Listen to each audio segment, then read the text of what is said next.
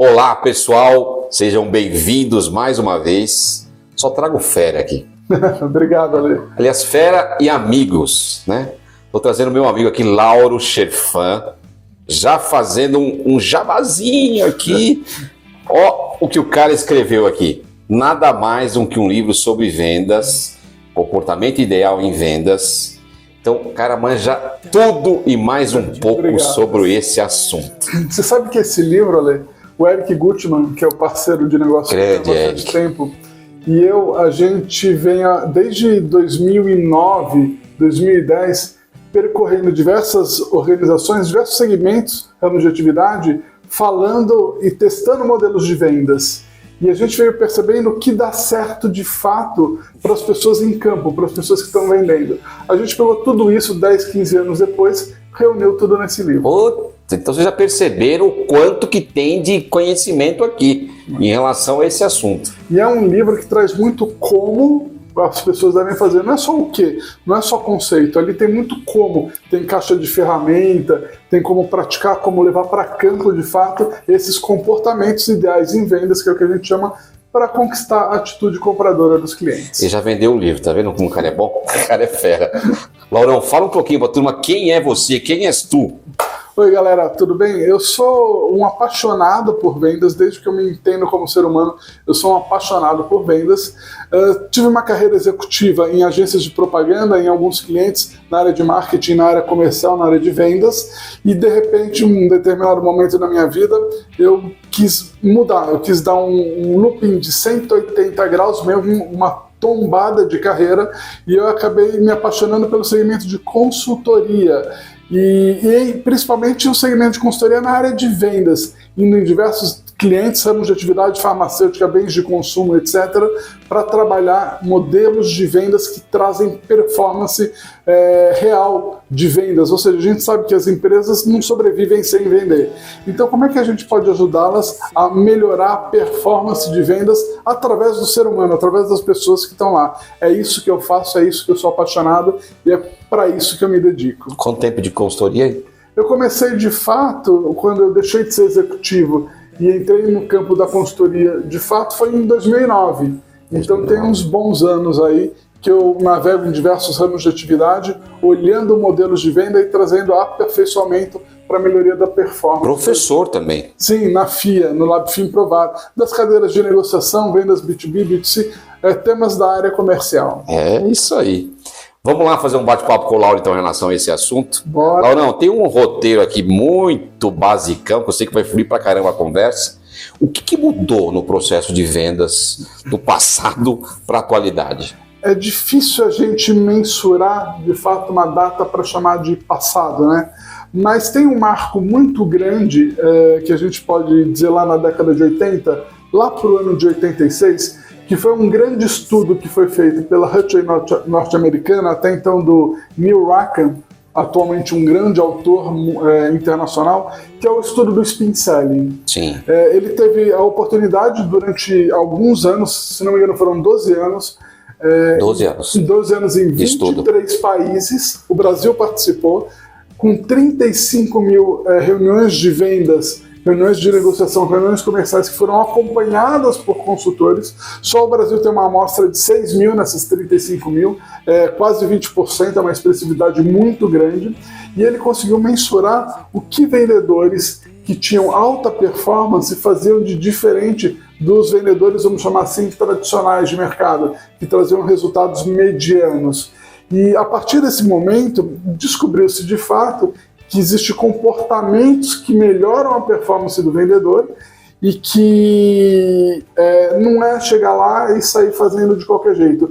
De que venda não é mais só relacionamento, ela tem técnica também, ela tem estratégia também. Então esse é um marco muito preciso que a gente tem, que mostra que o que mudou? Mudou que cada vez mais, atualmente, a gente tem muitos estudos, muitas técnicas, e o vendedor não é mais aquele bom de lábio, aquele que é só relacional, aquele que diz, nasci sabendo. Né? Hoje em dia, qualquer pessoa pode se tornar um excelente vendedor, trazer alta performance, se apoiar ou se debruçar sobre esses estudos, sobre essas técnicas, esses comportamentos que mostram como a gente pode melhorar a nossa performance se de fato vendendo, seja em campo, seja por telefone, seja qual for o meio, mas de fato vendendo com estratégia, com técnica, e não só mais naquele bate-papo solto, vamos dizer. Perfeito. Vamos falar um pouco de técnica e comportamento, então. Fala um pouquinho para mim, então, Lauro, o que você visualiza aí de técnica e comportamento de um bom vendedor hoje em dia?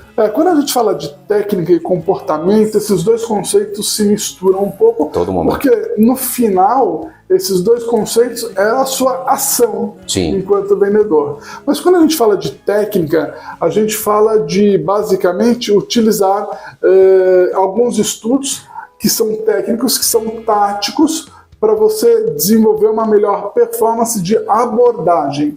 Quando a gente fala de comportamento, a gente está falando muito de reação corporal, de estudo de voz, face. Corpo fala. Estamos falando de rapport, de como se posicionar, como se vestir, para junto com a técnica, somados as duas coisas, trazerem melhores resultados em venda. É importante a gente ressaltar que hoje, reconhecidamente no mundo, a gente tem 8 modelos de vendas entre B2B e B2C que, de fato, por estudos, são comprovadamente efetivos, eficientes na busca de uma melhor técnica. Tá? Então, a gente tem que entender que, apesar de existirem 8, na vida real, como ela não é escolher entre um ou outro, entre dois, é perceber dos 8 o que você pode extrair de cada um deles para formar a sua própria estratégia, seu próprio comportamento de vendas, que na junção de um pouquinho de cada um faz sentido para o seu negócio, para o ramo de atividade que você atua, que você trabalha, e que pode melhorar a sua performance em resultados. Excelente. Na tua visão, eu não vou entrar em técnica ainda, vou mergulhar algumas coisas antes. Vamos nessa. Quais são os principais erros cometidos pelos empreendedores que querem vender? Falta de técnica, falta de comportamento, mas quais os principais? Eu tenho percebido, Ale, cada vez mais que quando a gente fala de erro, é muito delicado falar desse assunto, numa matéria, numa disciplina, vamos chamar assim, de vendas, que é comportamental. Sim. Ela não é financeira, ela não é matemática, que 2 mais 2 vai dar 4 em qualquer lugar que você aplicar. Quando a gente fala de comportamento, a gente tem algumas variáveis que podem mudar cenários, e aí pode fazer sentido ou não que você está usando como técnica, comportamento, ou até mesmo como escolhendo como estratégia a ser usada. Então, dado esses cuidados, essa ressalva, ambientes, partes envolvidas, tudo, o que eu tenho percebido que vira um erro muito grande são 2 fatores. O primeiro fator é o empreendedor ou vendedor que, quando quer vender, ele, durante a sua elaboração, ele está montando seu produto, seu serviço. Ao longo desse tempo, ele está tendo vários pensamentos, ideias, ele está tomando decisões do que usar, do que não usar, de como fazer, como não fazer, ou seja, ele está tendo uma maturidade, ele está tendo uma evolução de raciocínio para chegar lá no final e falar: cheguei numa proposta ideal para o meu cliente, seja um produto ou serviço. Esse é o produto ideal, essa é a proposta ideal de serviço. E aí qual é o erro que ele comete? Ele vai lá no cliente, apresenta aquilo, só que ele passou por um processo de desenvolvimento que ele criou valor no modelo mental dele. O cliente ainda não viu esse valor. E aí o que acontece? Ele apresenta de uma maneira ao cliente só olhar de termos materiais aquele produto ou serviço, só que o cliente está olhando de uma maneira crua e fria lá. Ele não teve todo esse envolvimento para construir e para perceber valor. E na hora dele apresentar, ele acaba não usando estratégias corretas para fazer o cliente perceber valor. Ele simplesmente está focado no produto ou serviço. Às vezes apaixonado porque vivenciou aquilo. E não é errado, porque de fato ele acredita, ele vivenciou aquilo, como a gente falou. God. Mas ele não toma os devidos cuidados na abordagem de transferir toda essa inteligência para o cliente. Tá. Então isso se torna um erro porque existe um gap, né? Existe um penhasco entre o raciocínio dele e o raciocínio do cliente de percepção sobre o que está sendo comprado e vendido. Ou seja, ele entendeu perfeitamente, ele tem um bom produto, ele passou pelo processo de desenvolvimento, de maturidade, de entendimento do negócio, e na hora de vender não elabora uma técnica específica para o cliente entender alguns gatilhos importantes sobre o que ele está querendo falar. E aí o cliente tem um desequilíbrio de entendimento com ele e a conversa fica meio esquisita, né? A conversa de louco. Um fala de uma coisa, o outro entende outra coisa, porque não teve uma equação de percepção de valor daquele produto ou serviço. Perfeito. Esse é um deles. O segundo deles que eu falei para você é o fato de muitos empreendedores, vendedores, às vezes acertarem em um cliente uma venda e acreditarem que, como eles fizeram, do jeito que eles fizeram, já que eles venderam, é o modelo ideal. E aí ele sai replicando isso para outros clientes, começa a escutar um monte de não e ele acha que os erros estão nos outros. Sim. Não está nele porque ele acertou um, então é o modelo ideal. Funcionou aqui, o que não vai funcionar lá. E, de fato, às vezes o cliente é do mesmo segmento, do mesmo ramo de atividade, só que são pessoas com problemas, com dificuldades diferentes. Então não é sempre o mesmo modelo que deu certo em um, que vai funcionar em outro, em outro, em outro. Tem que ter uma inteligência aí de investigação para descobrir dores, problemas ou desejos de fato e existir sempre uma adequação da apresentação da proposta comercial para a realidade de cada player, de cada cliente. Ou seja, tem uma questão de escuta efetiva. Escuta faz parte, é uma das técnicas que faz parte desse processo. Vamos falar em técnica, não. Fala para mim, se você hoje fosse dar uma dica para o empreendedor que não está nos escutando aqui, qual é o passo a passo para ele montar uma técnica? Lógico, são várias técnicas, a Laura já colocou aqui, né, vai fazer um consolidado aqui, e vou falar em termos de B2B, depois eu vou falar de B2C, mas assim, qual é o passo a passo? O que ele deve pensar e fazer para elaborar uma boa estratégia de vendas? Tem uma autora chamada Jill, norte-americana, que ela defende um estudo que ela fez, que eu acho incrível esse estudo, que ela chama de Snap Selling. O que é o Snap? Né? O Snap é um conceito norte-americano, que traduzindo por português é estalo. E, de fato, o Snap, no estudo dela, é um estalo, que é você ter uma velocidade e uma aplicabilidade das suas estratégias comerciais tão rápida que você não deixa o cliente fugir para um concorrente. Uhum. Então você conquista esse cliente. Mas para você conquistar esse cliente, você tem que construir o seu modelo comercial, sua abordagem, a apresentação de um produto ou serviço, seguindo algumas premissas. A primeira premissa que eu acho extremamente relevante e importante é você construir um modelo operacional de venda que seja simples. O cliente não pode ter dificuldade e trabalho ou muitas fases para realizar uma compra. Se ele tiver muita burocracia, muita fase, ele desiste. Ele vai ter muito esforço para realizar uma compra, ele desiste. Um site que é incrivelmente adequado a essa simplicidade que a gente vê é o site da Apple. A Apple é um grande exemplo que mostra a simplicidade, porque com 1 ou 2 cliques você consegue comprar o seu produto. Verdade. Você não precisa de muita navegação e tal. E também isso vale para fora da internet, para o dia a dia comercial. Se a pessoa ela tem que preencher muita ficha, muito cadastro, muita coisa quando ela vai no estabelecimento comprar, ela de fato tem grandes dificuldades. Você veja que a Amazon deu um gol fantástico, assim, gol de placa, vamos dizer assim, nos Estados Unidos, abrindo lojas que todo mundo falava, não, a internet é tendência, a Amazon nasceu na internet e de repente começou a abrir loja, mas por quê? Porque ela tornou uma loja simples, Sim. sem filas no checkout. Sim. A pessoa entra, tira da prateleira, computou no sistema, ela sai sem precisar fazer um checkout. Sim. E as lojas da Apple chovem gente, vende adoidado nos Estados Unidos. Esse é o conceito de simples. Mas também tem outros conceitos envolvidos nessa metodologia. Você tem que ter o desenvolvimento da percepção do cliente em cima do que você está vendendo, seja um produto ou serviço, que ele perceba que é inestimável. Vamos construir valor. O que é inestimável? Mesmo que tenha similares ou parecidos no mercado, o seu é inestimável para ele, porque o conjunto do que se oferece cria um valor tão grande, que ele quer aquilo. É inestimável para ele. Desejado aquilo lá. É desejado, exatamente. E junto com esses dois conceitos, tem outros, que é a agilidade. Hoje o tempo ele conta muito, então ter agilidade em todo o processo comercial é muito bom, e prioridade. Prioridade é o cliente se sentir valorizado no próprio processo. Ou seja, a todo momento ele percebe que ele está sendo atendido, que ele está sendo escutado, que ele está sendo percebido. Ou seja, ele não é mais um, ele ali, dando uma atenção especial a ele. E o Snap Selling, ele nasceu pela Jill no mercado B2B, mas a aplicabilidade dele, depois que foi sendo feita, funciona tanto no B2C quanto no B2B.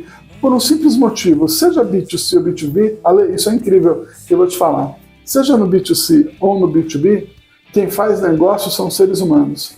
Relações humanas. É H com H, é humano com humano. Humano com humano, H com H. Ser humano com ser humano, ou como diz em inglês, P2P, person to person. Person to person.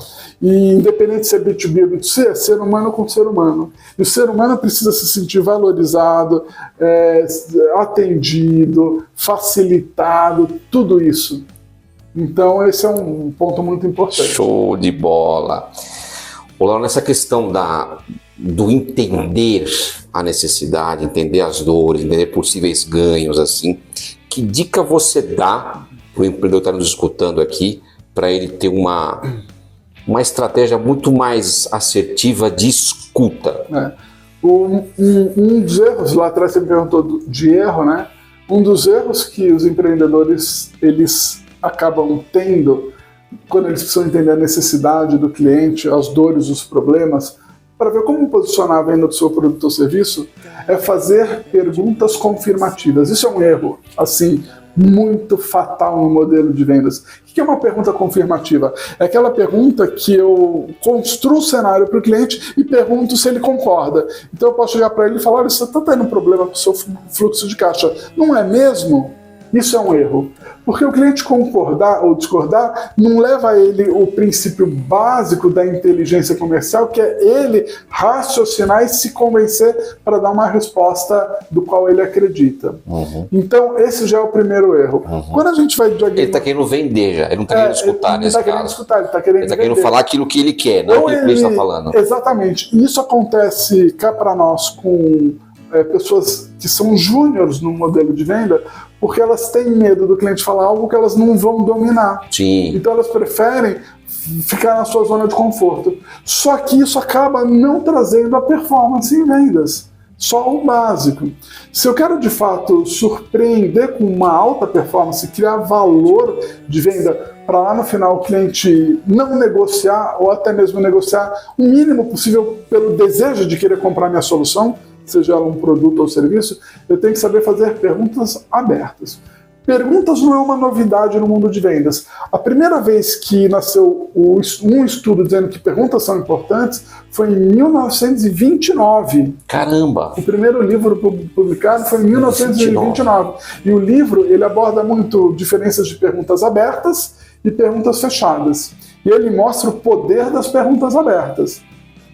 Mas aí, na década de 80, vem o estudo do Spin Selling, do Neil Rackham, quando ele traz 4 naturezas de perguntas, mostrando de fato quais perguntas abertas, efetivamente, elas geram valor no modelo de vendas. E aí ele traz a SPIN, porque é um acrônimo de 4 iniciais, de 4 palavras. A primeira delas é situação, que é nada mais nada menos do que você ter a capacidade de explorar o contexto, a situação, o momento que o cliente está vivendo. A segunda delas é a investigação de problema, ou seja, dentro daquele contexto, daquela situação, que tipo de problemas ou dificuldades ou insatisfações o cliente tem ou vive. E aí percebeu-se que não é porque o cliente tem um problema, uma dificuldade, uma insatisfação, que ele está preparado para comprar. Sim. Né? E aí entra outro erro dos empreendedores, dos vendedores. Achar que o cliente reconhece o problema e vai comprar, vai valorizar a solução. Não. Olha só o que eu vou fazer agora. Olha a pergunta. Quem aqui que está me assistindo que não tem nenhum problema na sua vida pessoal? Provavelmente ninguém respondeu eu. Porque todos nós temos algum problema. E não é por isso que a nossa vida parou. A gente, enquanto ser humano, aprende a administrar os nossos problemas, conviver com eles e tocar a vida para frente. Cliente é a mesma coisa, Lê. Perfeito. Então, não é porque eu tenho uma solução para um problema que ele vai valorizar. Sim. Ele precisa, de fato, reconhecer a criticidade do problema para valorizar uma solução. É aí que entra o pulo do gato da metodologia Spincelli, a terceira natureza de perguntas, que é a natureza de implicação. Ela vai investigar qual é a criticidade do problema, o impacto, a consequência, o prejuízo, a relevância do problema no cliente, no core business dele, ou seja, ele como pessoa física. Quando ele reconhece o quão ruim é esse problema, o quão esse problema deixa ele evoluir, fazer novas soluções, novas frentes, aí ele começa a valorizar soluções. Uma pergunta de implicação, por exemplo, para o pessoal entender qual seria. Quanto prejuízo essa falta de logística traz no seu negócio? Perfeito. Ele vai amadurecendo, né? Ele vai reconhecendo... E às vezes ele não tem nem a resposta, às vezes. Não, mas ele vai reconhecendo o prejuízo ou o impacto disso. Impacto é uma palavra boa. Qual é o impacto deste problema no seu negócio? Qual é a consequência de você ter que administrar tal dificuldade ao longo do tempo? O que ela faz você deixar de ganhar ou fazer?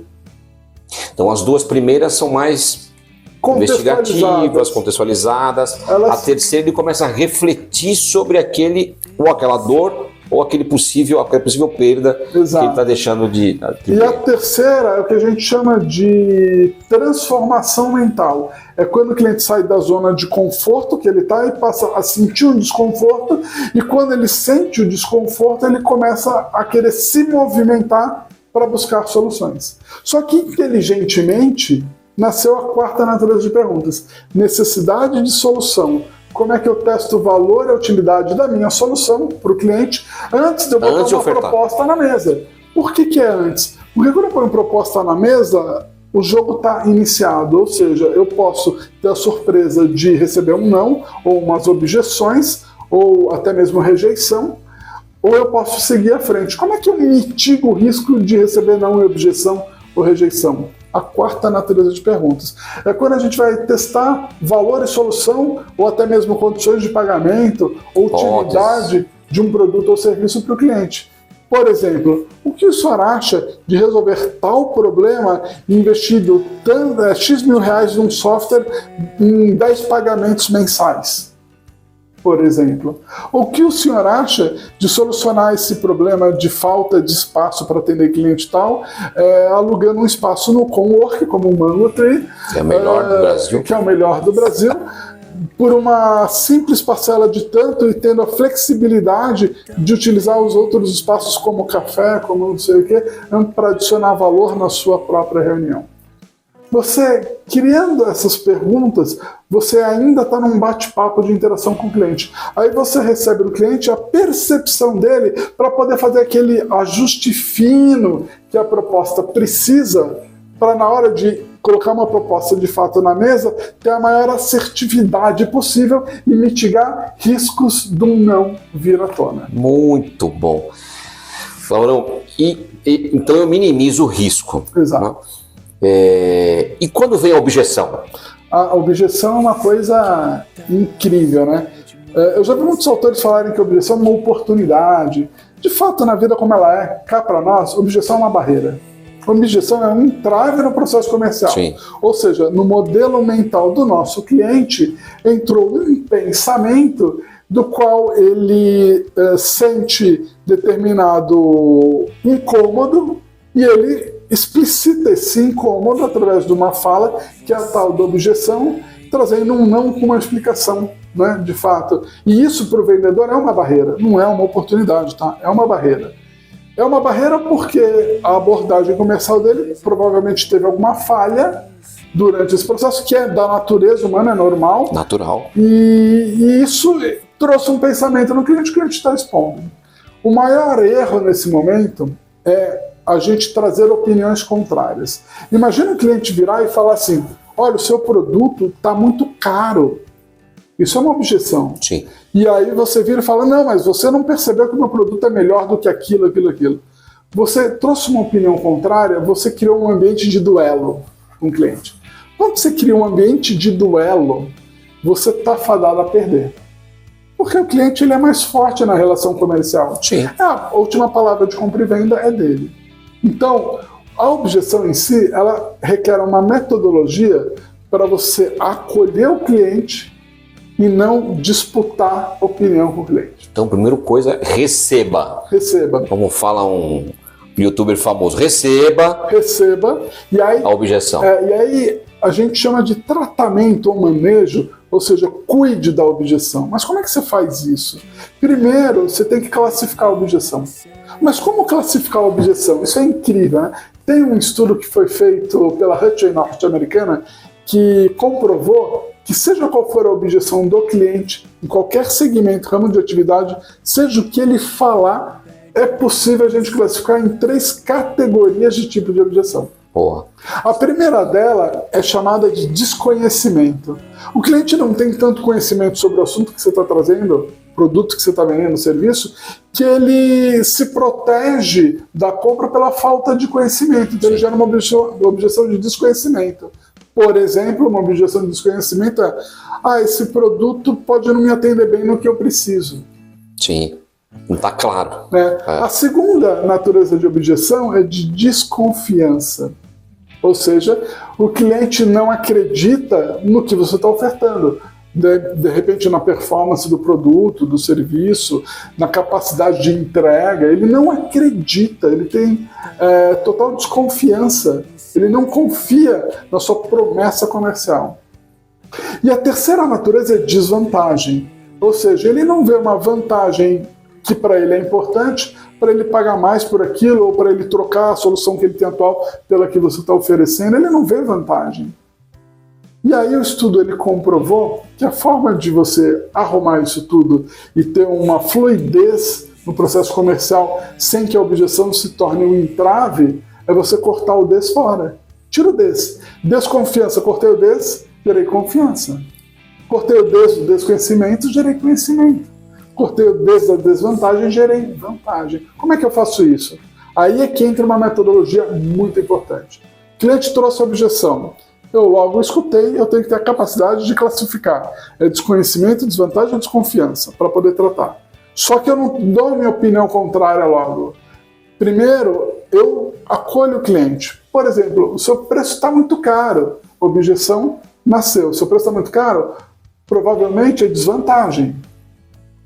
Bom, vou acolher esse cliente, vou mostrar escutativa sobre a objeção e para poder tratá-la.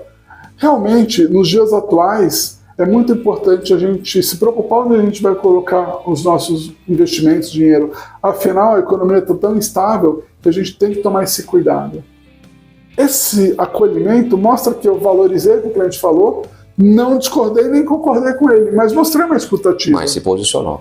Aí eu tenho que fazer uma pergunta, que é a etapa de sondagem, para entender melhor o porquê desse pensamento. Mas por que o senhor está achando caro? É caro comparado ao quê? Ou, por exemplo, é caro mediante a qual percepção? O que lhe trouxe essa percepção? A gente traz uma resposta e aí você tem, a partir da resposta dele, a capacidade de argumentar.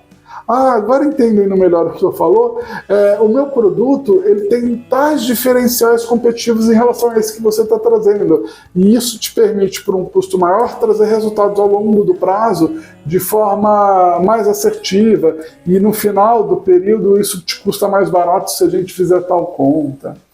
Então, a objeção ela é tratada por um processo de classificação, acolhimento, sondagem para depois entrar a argumentação.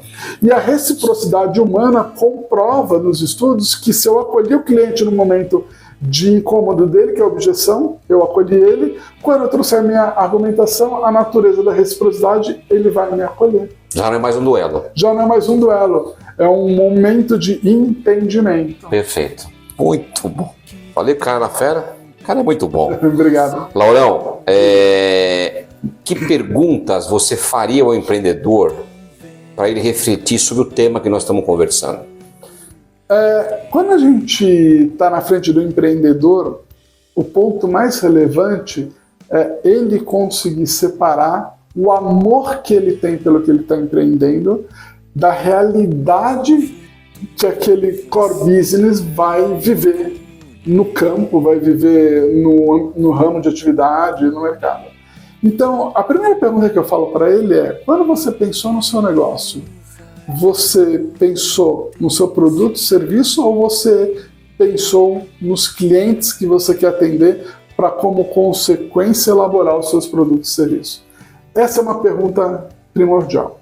A segunda pergunta que soma a essa é: quando você pensou nesse negócio, além de pensar nos clientes que você vai atender, você olhou o que os concorrentes já estão fazendo para aprender com benchmarking com eles sobre o que já deu certo e o que deu errado? Quando nós somos na Mango, Laurão, só pegar esse teu adendo aqui. Quando a gente pensou em montar a Mango, o que a gente fez? Nós definimos as personas e nós fomos para o campo, né? E às vezes um erro é você não escutar a persona, né? Não, você quer validar, não, vamos escutar realmente se aquilo que... Você não tem que ir com a cabeça de validar, você tem que escutar e ajustar. E aprender. Aprender para ajustar. É muito interessante a gente falar de persona. Persona é bem relevante para você montar a visão estratégica geral do seu core business. Isso. Quando você vai desenhar um core business, você vai definir um segmento de mercado, um nicho de atuação, você parte a partir de uma persona. Quem é o perfil ideal do cliente que eu quero atender? Só que isso é para o desenho do core business. Isso. Depois disso feito, dentro de um nicho, que é uma visão marqueteira menor que existe, de um segmento de possível público, pessoas, você vai ter indivíduos. Isso. Então o desafio é criar uma métrica que permita o máximo de segmentação possível e caiba no bolso do negócio. Perfeito. Esse é um desafio. E o empreendedor tem que, de fato, cuidar dessa métrica. Vou te dar um exemplo do varejo. Tem uma loja que surpreendeu muito, trazendo uma experiência do cliente cuidando dessa métrica, quando ela percebeu que, ao observar clientes dentro da loja, muitos tinham um certo desconforto pela abordagem dos seus vendedores, e muitos vendedores tinham um certo desconforto de abordar os clientes pela dinâmica, pelo processo estabelecido tradicional da loja, que é você entrar na loja, o vendedor chegar para você e perguntar se você precisa de ajuda. Muitos clientes querem fazer a compra individual sozinha, outros precisam de ajuda. Aí a Sephora, dependendo a pronúncia perfeita, Sephora, no Brasil a gente chama de Sephora, teve uma ideia genial, tão simples quanto genial. Ela colocou 2 tipos de cestinha de compra. A cestinha preta significa lá na placa, o cliente pega a preta, significa que ele quer fazer a compra sozinho, não precisa de ajuda. Então ele não vai ter o desconforto da abordagem do vendedor e o vendedor não vai ter desconforto de abordar alguém que não quer. E a cestinha vermelha, onde o cliente já indica pela cor da cesta que ele gostaria de ter uma compra guiada, que ele gostaria do apoio de um vendedor. Simples e prático. Ou seja, definiu-se a persona e qual o perfil de cliente da loja, sim, mas dentro da persona criou-se os indivíduos, sim, a partir de uma estratégia de movimento logístico das pessoas dentro da loja pela cor da cestinha. Tão simples. Muito bom. Simples, mais complexo às vezes. Mais complexo. Isso a gente está falando, Ale, de um assunto que é a coisa mais importante da atualidade do mundo comercial. Hoje, se você quer ter sucesso, seja se o seu segmento é B2B ou B2C, qual seja ele, lembra que é ser humano para ser humano, não pensa mais na venda de produtos e serviços. Pensa na experiência do seu cliente. Não se vende mais produto e serviço. Os clientes compram produto e serviço para viver uma experiência a partir do que esse produto e serviço pode oferecer para ele. Então, de fato, a possibilidade de gerar experiências pode potencializar o seu resultado comercial da venda de um produto ou serviço. Muito bom. Vou fazer um quiz com o Lauro aqui. Lauro, pode olhar para aquela câmera ali, fique à vontade. Eu vou fazer um bate-bola contigo aqui. Vamos nessa. Vender é, de fato, a essência do ser humano. Desde os primórdios do que se existe, as pessoas tentam, lá nos primórdios, até onde não existia moeda, elas pretendiam evoluir na vida. Então alguém tinha 2, 3 galinhas, queria trocar por uma vaca, não era só chegar lá e trocar, tinha que convencer o outro. Então vender é a essência do ser humano. Nunca elabore um processo de venda sem pensar?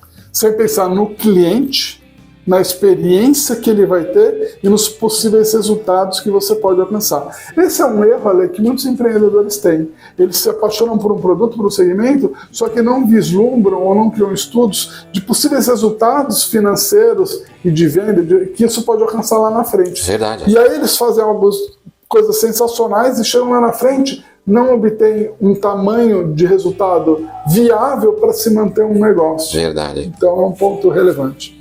Empreendedor, atenção em relação a...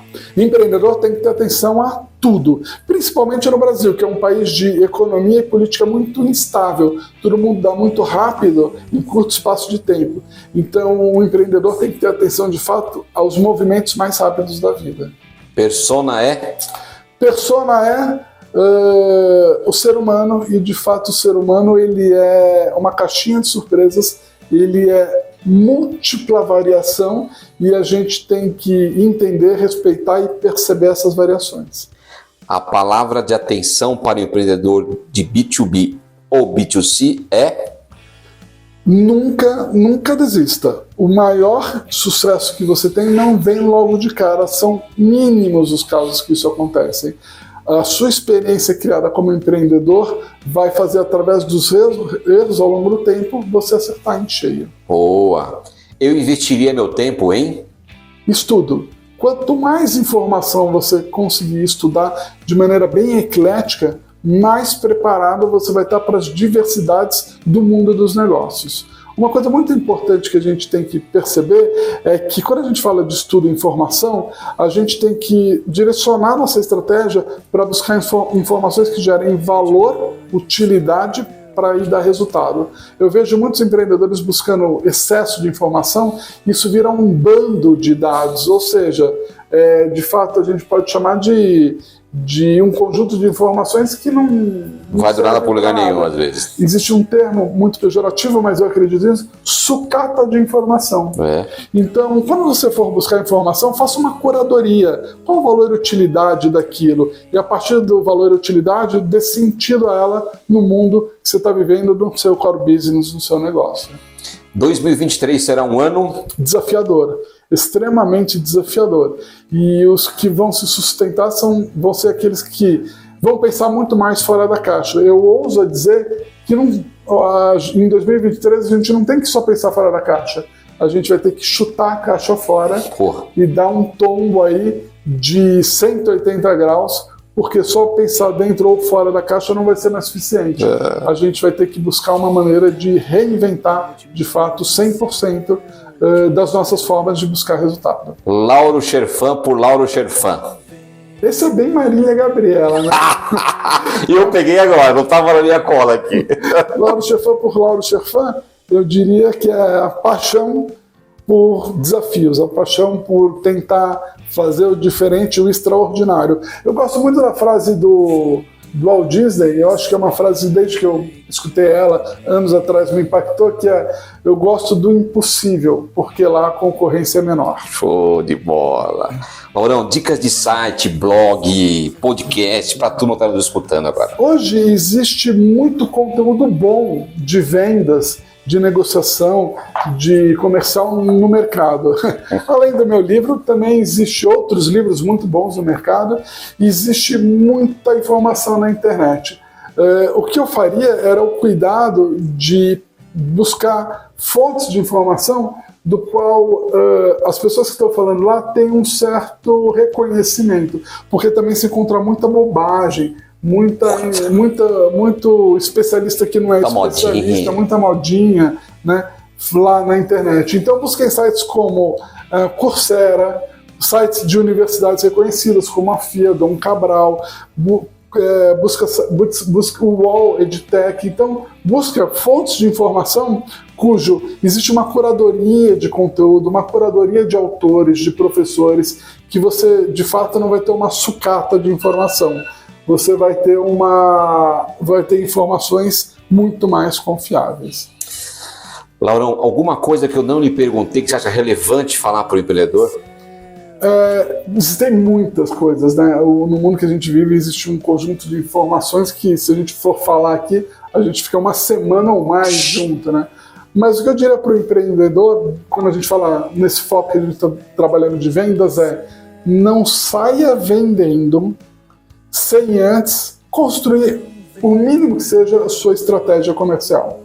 Porque senão o seu desgaste em campo do seu produto, serviço e do ramo que você vai atender vai ser tão grande que é muito mais difícil consertar do que tentar acertar mitigando erros. Planejamento no mundo comercial, ele é essencial. Tem uma frase do Abraham Lincoln, um dos primeiros presidentes norte-americanos, que eu acho que cabe muito no papo que a gente está tendo. Ele diz o seguinte: se eu tivesse 12 horas para cortar uma árvore, passaria 9 horas afiando meu machado. Pô. Planejamento é fundamental. Se você quer ter bom sucesso em vendas, muitas pessoas falam, não, mas eu tenho que estar em campo, eu tenho que estar em campo. Você tem que estar em campo, mas esteja em campo com assertividade e precisão. Então, para você entrar em campo, tenha certeza que você está muito bem preparado. É melhor você estar em campo em 3 reuniões com o cliente e vender nas 3, e para isso você gastou 2 dias se preparando, do que você estar em campo 5 dias na semana, visitando 50 clientes e vender em 1. O esforço pelo resultado é a melhor equação que a gente tem que encontrar e calcular para conquistar o que a gente chama de venda de alta performance. Falei que o cara era bom? Laurão. Gente, obrigado, Ale. Obrigado, cara. Valeu, turma. Valeu. Obrigado, Valeu. até a próxima. Abraço.